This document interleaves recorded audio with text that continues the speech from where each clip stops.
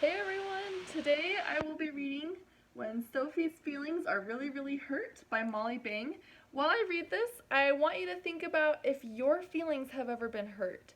And if you've ever had hurt feelings, what did you do to feel better and how did you solve the problem? So here we go. Sophie loves to paint. She also loves the woods. Now Ms. Mulry is telling the class, after school, find a tree you like a lot. Look at it carefully, the trunk, the branches, the leaves. Tomorrow, you're going to paint the tree from memory. Sophie already has a favorite tree, a big beech in the woods by her house. Beech is a kind of tree. Whenever she feels angry or sad, she climbs this tree, and her anger and sadness melt away. Do you have something you do when you feel angry and sad to help you feel better? Sophie feels good just walking toward her tree. Her breathing is deep and slow. She looks at the beech tree carefully. The trunk is thick at the bottom and thin at the top, like a long triangle, and the branches grow straight out and then they curve. As she climbs, Sophie feels the smooth bark under her hands. She looks closely at the bark, the branches, and the leaves. When she looks up, the leaves glow in the sun. Sophie sits on a high branch and holds the trunk, memorizing everything. She climbs down and carries her memories home. Have you ever climbed a tree before? In school the next day, Sophie is excited. She knows her painting will show how much she loves the tree. She can already see it in her mind. But when she paints the trunk gray, it looks dull and sad, and it feels all wrong. My tree isn't sad at all, Sophie thinks. What can I do? She paints her tree turquoise blue.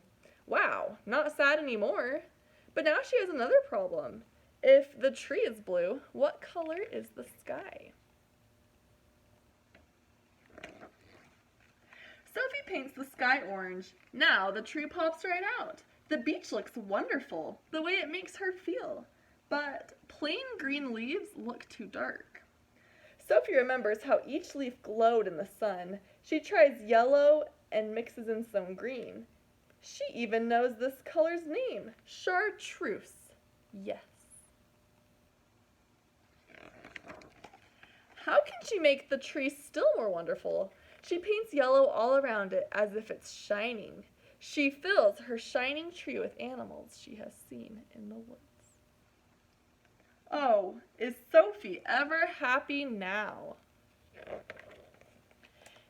Andrew looks over at her painting. Sophie, your tree is wrong, he says. Real trees aren't blue. Other children move closer to see. You made a goofy orange sky, too, Andrew says. Everyone starts to giggle. You're supposed to paint a real tree, Sophie. You did it wrong.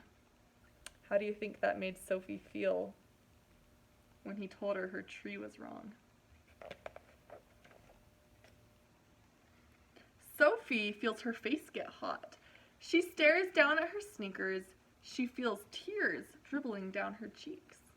She wants to just not be there. Everybody is giggling, giggling means to laugh, and whispering, why did she do it all wrong? She hates her picture. She hates to paint. Suddenly, Mrs. Mulry is there. What's happening, Sophie? She asks. She did it wrong, says Andrew. She made it all weird colors. Ms. Mulry smiles. Sophie, tell us about your painting, she says. It's my favorite tree, Sophie mumbles. I did look at everything just like you said. The branches go straight and curvy, and the leaves are all jaggedy. I tried painting the trunk gray, but it looked too sad. Sophie's voice gets stronger. So I painted it bright blue because that's how it makes me feel. How is that? Asks Miss Maury. It makes me feel good and strong. Yes, says Miss Maury. When I look at your picture, I feel that too. She holds up Sophie's painting for the class to see. This is a beech tree, isn't it, Sophie? Sophie nods. She feels better. But trees aren't blue, Andrew says. That's true, Miss Maury laughs. Sophie looked very carefully and painted what she saw, she continues, and she used colors to show her feeling. Tell us about your picture, Andrew, says Ms. Maury.